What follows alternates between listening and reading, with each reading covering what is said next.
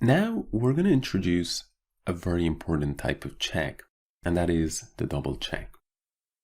So in chess, as the name suggests, the double check is simply one where two pieces are giving check to the enemy king at the same time.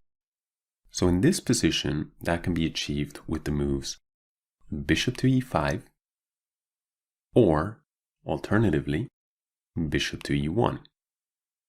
In both cases, whether the bishop is on e5 or e1, we see that the king is being checked by the bishop, and additionally, the rook is now checking the king, because, as we notice, the white bishop, which in the beginning was standing in the way of the rook, no longer obstructs the rook from giving check.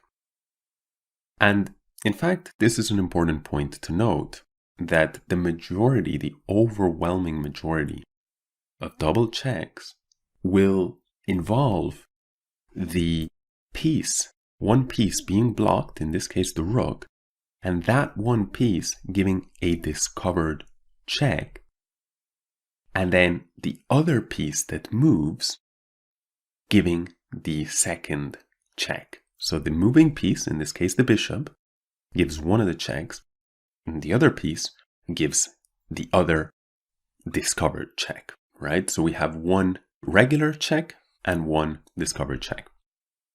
However, there is an exception to this rule, and we will show it in the next example. But before we do so, I want to say one thing.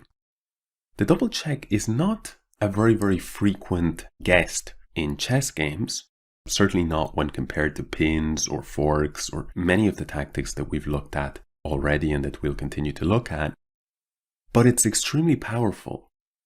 And the main reason why it's so powerful is because when the enemy king is checked by means of a double check, the king must run. So normally when you are checked, you have three standard responses. You can either block the check, you can run away, or you can capture the piece that is checking you. And so there are quite a lot of options.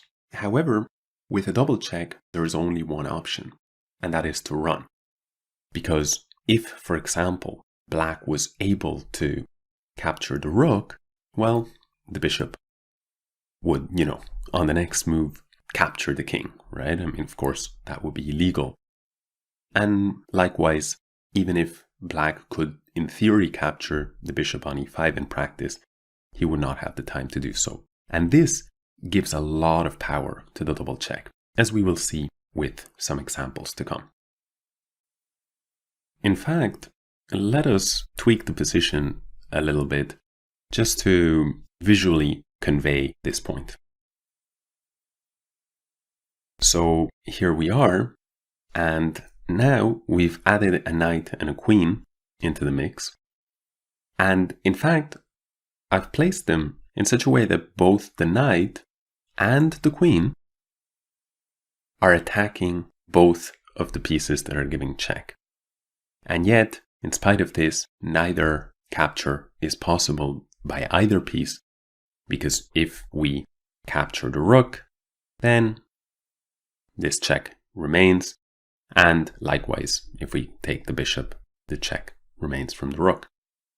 So here we can see that even in the presence of many pieces that could potentially defend very easily against one check, either by blocking or by capturing the checking piece, they are useless in the face of a double check. Now, we said earlier that almost always a double check basically involves the piece that moves out of the way, right? In this case, the bishop, giving a check, and then, of course, the other piece is giving a specific type of check, which is a discovered check. There's one exception to this, so let us place that position on the board now. Here we have an unusual situation arising after black's move.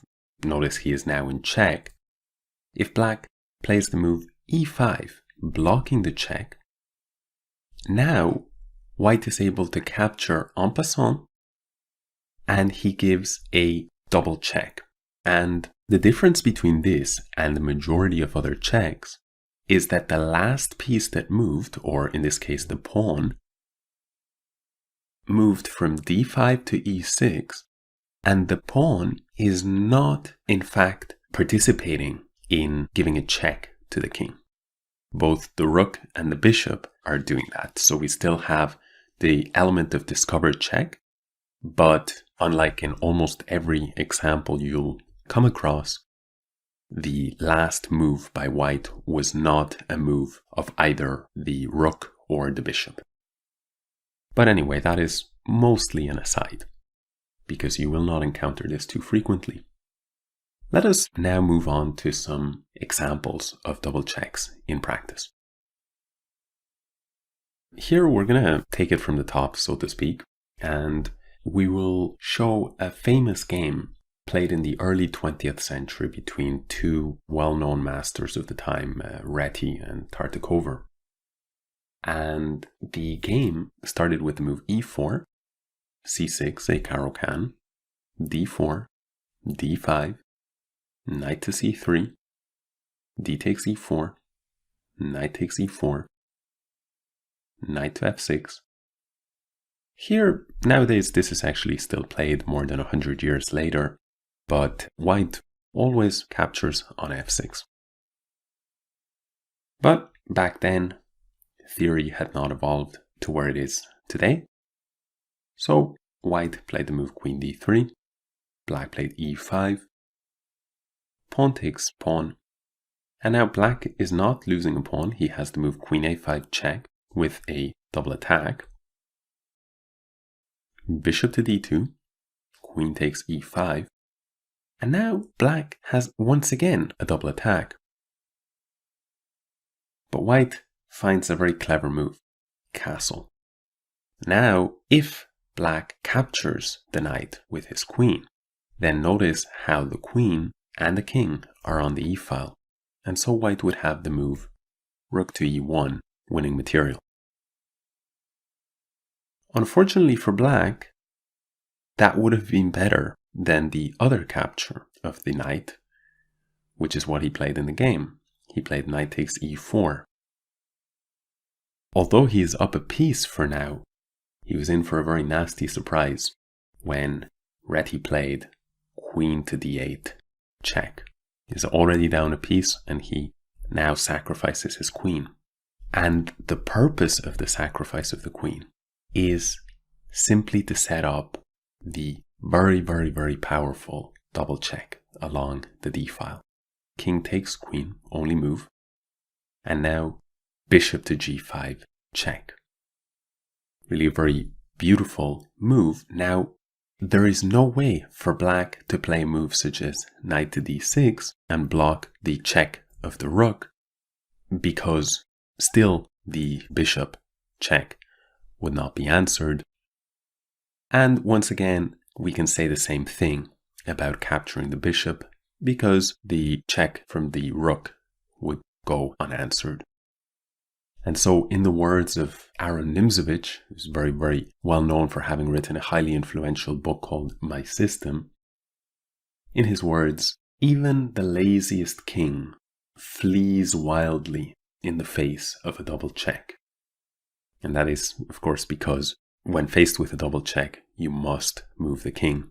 You cannot block and you cannot capture either piece. You simply don't have time. If black goes king to e8, white will give checkmate with the move rook to d8. And if black goes to c7, the finish is even prettier. Bishop to d8, checkmate. So this is a very, very famous example that I think most chess serious students of the game have seen at some point or another. Let's take a look at a few more examples now.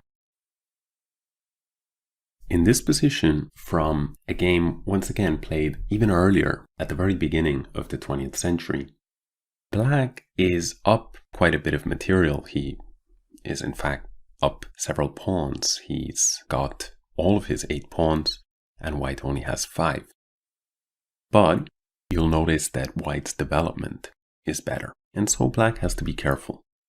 And careful he wasn't. He played the move d6, and now we notice that the black bishop on a5 is undefended, and that with his last move, black has opened up the a4 to e8 diagonal.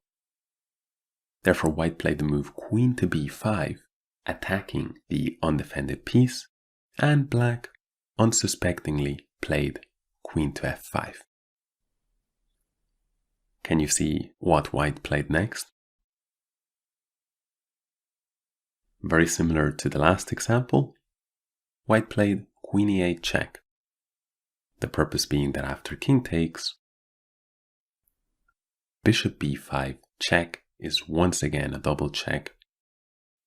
Only 2 moves available, but it doesn't matter whichever way the king goes. If f8 or if d8, white will follow up with rook to e8, checkmate in either case.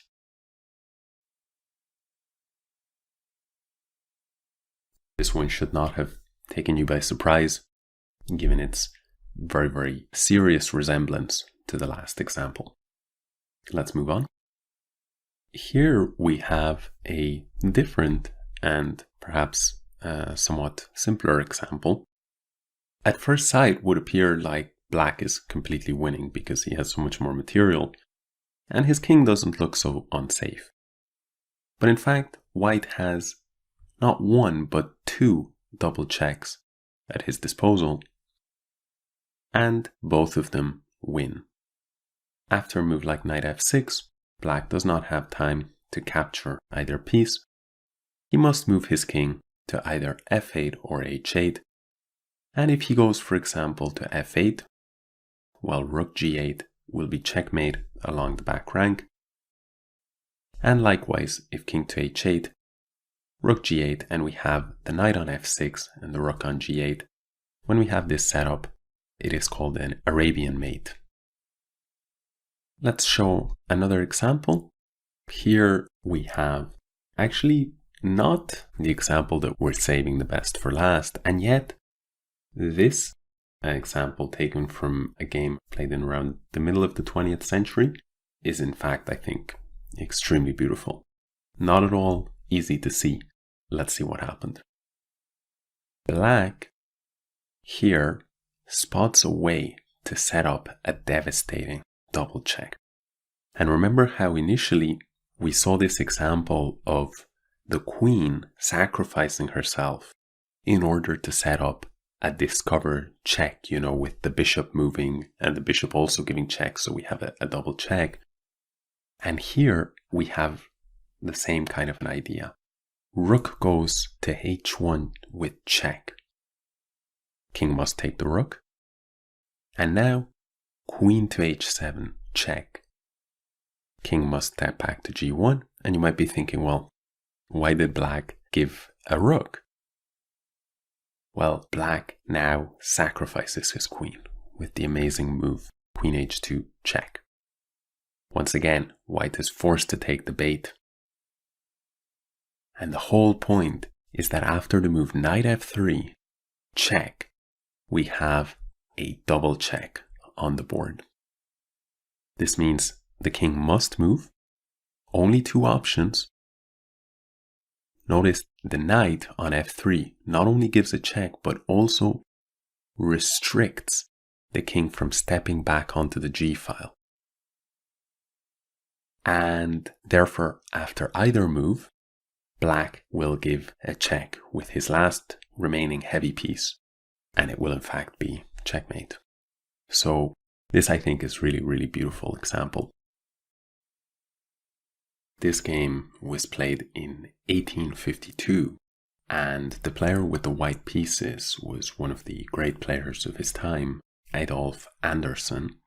And this game was considered to contain such a beautiful combination that the game itself has been remembered ever since and has now come to be referred to as the evergreen game, suggesting that it will never disappear from the collective memory. So white started with e4, black played e5, knight f3, knight c6, bishop to c4, bishop to c5, and now this funky looking move b4.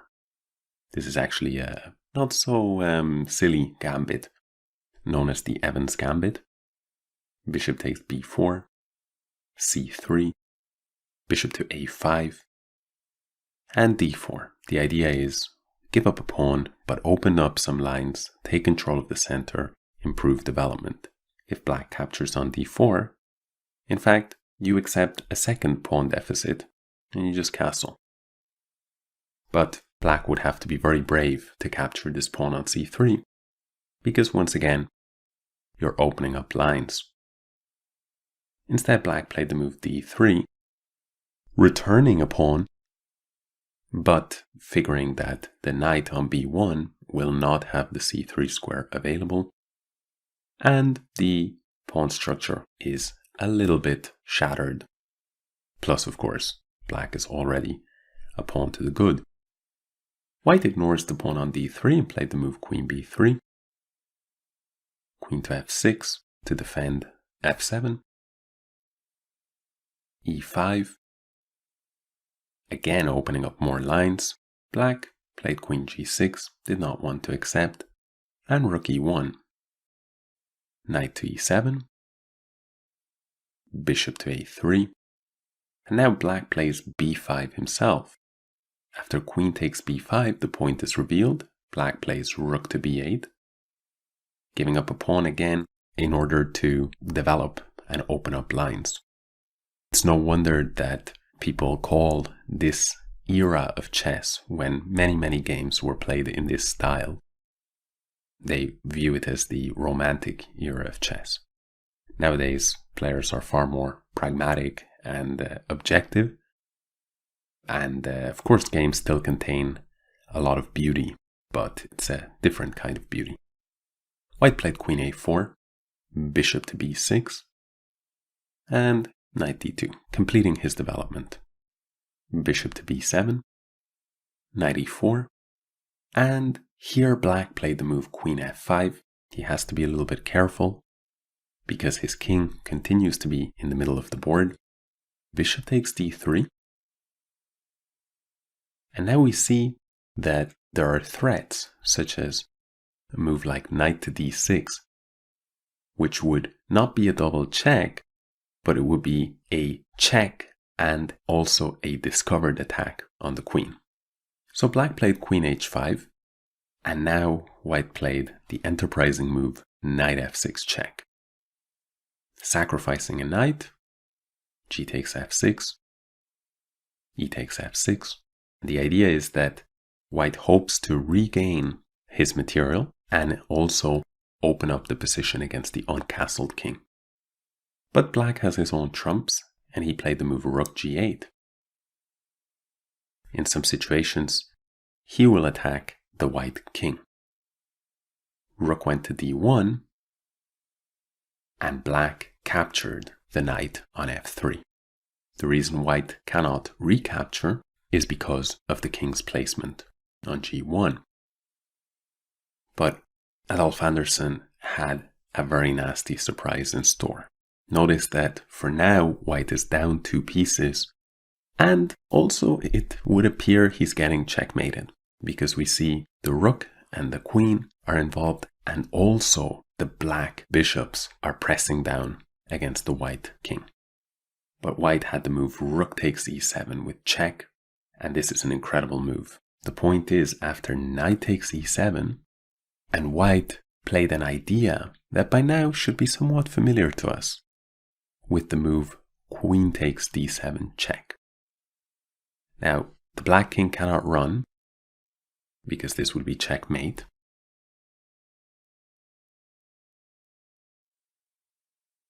And so he accepted the queen.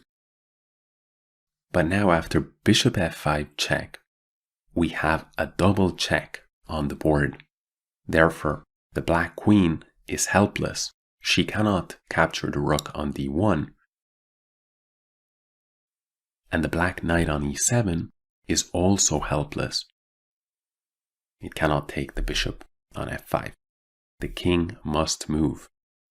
In the game, the king went to e8. Let's see what would have happened if the king had gone to c6. White would have gone bishop to d7, checkmate. The black pieces combine to take away any of the escape squares, and the white pieces do the rest. Instead, in the game, after the move bishop f5 check, black went king to e8. Bishop d7 check, and black very graciously allowed white to deliver checkmate. He went king f8, and now bishop takes e7, only move but good enough, checkmate. Really a very, very beautiful combination. I hope you've enjoyed all of the examples that we've looked at, but in particular, I think the last two examples are really quite nice. And I hope that you now have a good appreciation for the power of the double check. So that's it from me on this particular section, and I will see you in the next one.